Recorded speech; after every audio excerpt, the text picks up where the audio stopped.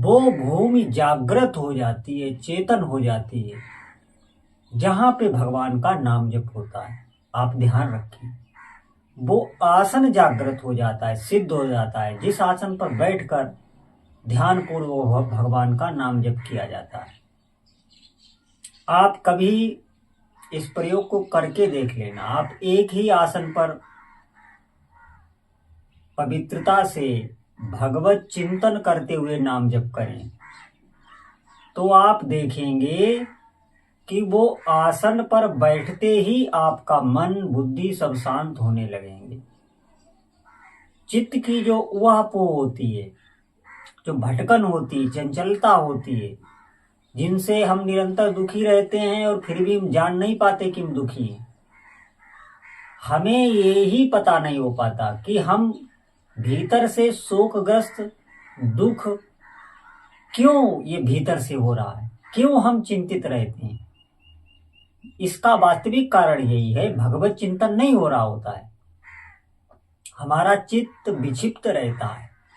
संसार का चिंतन करने से ही मन और बुद्धि ये शोकग्रस्त होते हैं, चिंताओं से घिर जाते हैं। जो भी संसार में भय, शोक, चिंता, जीवन मरण जो है, वो सब हमारे बुद्धि में घुस जाता है। आप ध्यान दें, बहुत सरल शब्दों में, भगवत चिंतन जिस जीव का भी होने लगता है, आप देखेंगे एक आनंद की लहर उसके हृदय में रहती है। हमेशा वो निर्भय अवस्था को रहता है। आगे क्या होगा, पीछे क्या हुआ, कोई भी शोक, कोई भी चिंता उसके चित्त में नहीं रह जाता। ये जप का प्रभाव है। आप निरंतर जब जप करेंगे, जिस स्थान पर भी जप करेंगे, आप किसी कार्य क्षेत्र में भले ही क्यों न हो, वहां भी आपका जप रंग लाएगा। आपके साथ वालों पर, आपके परिवार वालों पर उस जप का गहरा प्रभाव पड़ता है। हर जीव पर, जो भी आपके सानिध्य में है, आपके भजन का प्रभाव उस पर निश्चित ही पड़ेगा। भगवान का नाम कल्पतरु है। उसके विषय में कोई कितना भी कहे, आप ध्यान दें, वो भगवान के नाम की जो शक्ति है, उसकी महिमा का वर्णन कोई कर ही नहीं सकता। लेकिन सब जीव इसमें नहीं लग पाते। आप देखेंगे, आप नाम जप की महिमा जब सुनते हैं तो थोड़े दिनों तक तो आप अच्छे से जप करते हैं, क्योंकि भीतर उत्साह भरा रहता है। नाम जप से ये मिल जाएगा, नाम जप से इस कामना की पूर्ति हो जाएगी। भीतर वासना संसार की रहती ही है, ऊपर से भले ही हम निष्काम रहें।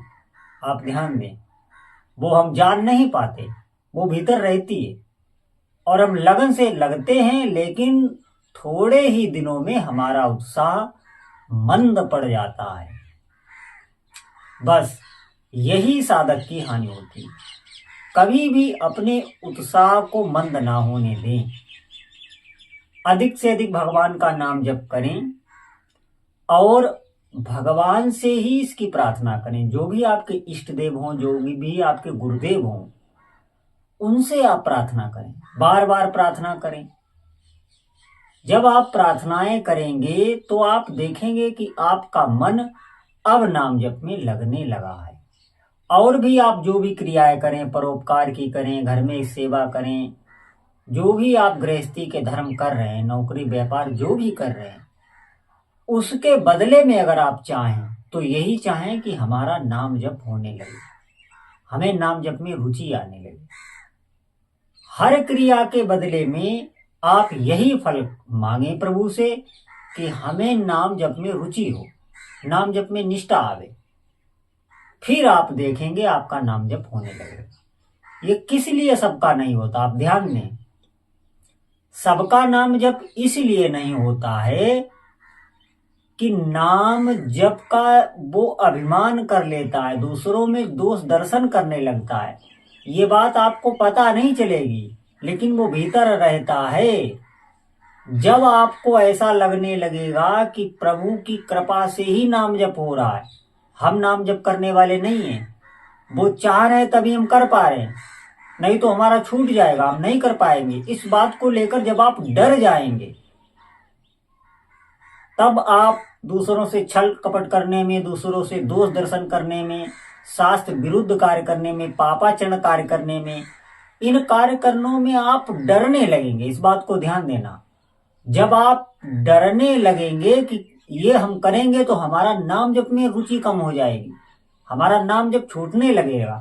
ये है नाम जप में महत्व बुद्धि, कि अब आप तुलना करके नाम को पकड़ना चाहते हैं, और जो निषिद्ध क्रियाएं हैं उनको इसलिए नहीं करते कि हमारी नाम जप में रुचि कम हो जाएगी, हम नाम जप से हटा दिए जाएंगे। ऐसा साधक जब ऐसी स्थिति आ जाती है, आप ध्यान दें, तो उसकी नाम जप में फिर रुचि बढ़ने लगती है। नाम जप बहुत मीठा है, आप ध्यान दें। मैं आपको बता रहा हूं, थोड़ा सा भी अगर आपकी जिह्वा को नाम जप का स्वाद लग गया तो संसार का ऐसा कोई भी भोग नहीं है जो आपको अच्छा लगे। बार बार आपका चित्त यही करेगा कि कब समय मिले और नाम जप में जाके बैठे। बैठते ही आपको रिलैक्स मिलेगा। चलते फिरते जैसे भी आप करते हैं, जैसे भी आप अभ्यास बनाएं, मुख्य बात आप समझें कि नाम जप करना है, जीव से चलते चलते अभ्यास बनाना।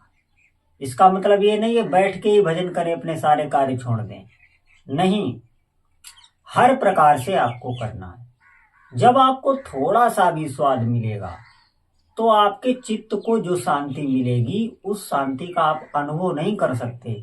कोई काल्पनिक ये वस्तु नहीं है कि आप कल्पना करके सोच ले कि ऐसा अनुभव है, नहीं। वो जब तक आपके हृदय में आएगी नहीं, तब तक आप जान भी नहीं सकते और आपको कोई समझा भी नहीं सकता। वो बता सकता है, उसके शब्दों को आप पकड़ नहीं सकते, शब्दों का रहस्य नहीं पकड़ सकते। आप सुन तो सकते हैं उन शब्दों को, लेकिन उन शब्दों का जो रहस्य है वो आपके समझ में नहीं आएगा। क्यों? क्योंकि आपको अनुभव नहीं हुआ है। इसीलिए मैं बार बार कहता हूं, विश्वास करिए, और विश्वास प्रारंभ में ना भी बने तो भी जबरदस्ती लगी।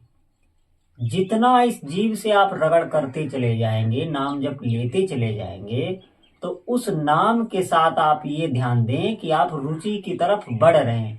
आपका एक एक कदम आगे बढ़ रहा है। आप ये छोड़ ही दें कि मेरी रुचि इतने समय से जप रहा हूं, रुचि नहीं हो रही, इन बातों पर ध्यान ना दें। आप इस बात पर ध्यान दें कि एक एक नाम में हम प्रभु की तरफ बढ़ रहे हैं। सबसे मुख्य बात यही है। नाम जप करने में आपको जब थोड़ा सा स्वाद आएगा, तो जो चित्त की शांति, जो भीतर आनंद आता है, जो भगवान की मधुर मधुर स्मृति करके, जो उनकी मधुर मधुर स्मृति का सूक्ष्म विचार एकदम हृदय में आनंदित कर देता है, तो ऐसा भक्त कभी अकेले में ही बहुत मगन रहता है। उसे किसी वस्तु की आवश्यकता नहीं रहती, क्योंकि जो हम आनंद ढूंढने के लिए विषयों में घूमते हैं, हमें किसी वस्तु चाहिए, हमें कोई व्यक्ति चाहिए, हम बाहर झांकते हैं, वो हमें स्वतः मिलने लगता है भगवान नाम की कृपा से। तो आप ये ध्यान रखें, आप अगर चिंतित हैं इस बात को लेकर कि हमारा नाम जप नहीं हो रहा, ये चिंता आपके है कि हमें भी स्वाद नहीं आ रहा, ऐसा आपके भीतर अगर शोक बैठ गया है, तो आप ध्यान दें, आप भगवान की आप पर विशेष कृपा है कि हमें ऐसा शोक हो जाए। वैसे शोक हमें किस बात का होता है? हमारी कोई संसारिक वस्तु नष्ट हो जाए, हमारी धन हानि हो जाए, हमसे कोई कुछ कह दे, हमारे अपने हमसे कोई ऐसा व्यवहार कर दे, इससे हमें शोक होता है। लेकिन जब साधक को ऐसा शोक हो जाए कि हमारी नाम जप में रुचि क्यों नहीं, वो भीतर से दुखी हो जाए, हाय हाय उसके भीतर मच जाए, तो ये आप समझें, ये आपको साधना की ऊंचाई तक ले जाएगा। यही भाव, बहुत सूक्ष्म से सूक्ष्म भाव प्रभु पकड़ते हैं। आप ध्यान दें, इस बात पर अवश्य ध्यान दें। हृदय का बहुत सूक्ष्म भाव प्रभु पकड़ते हैं। बाहरी जो बातें उनसे काम बनता नहीं है, क्योंकि भगवान भीतर ही बैठे हुए हैं।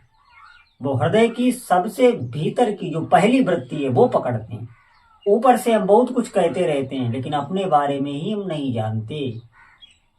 कि वास्तव में हमारी चाह क्या है। चाह हमारी है सुख की ही, कि हम कभी भी दुखी ना हो। इसीलिए हमारी एक एक कर्म, एक एक प्रवृत्ति हमारी इसीलिए होती है, सुख के लिए ही। लेकिन दुख कहाँ से आ जाता है? दुख भोगना ही पड़ता है। इस सुख दुख से ऊपर उठने के लिए हमें भगवान के नाम की शरण लेना चाहिए। इस बात पर आप विश्वास करें। जितने भी साधक हैं आज से ही लग जाएं, अधिक से अधिक भगवान का नाम जप करें। बोलो जय जय श्री सीताराम।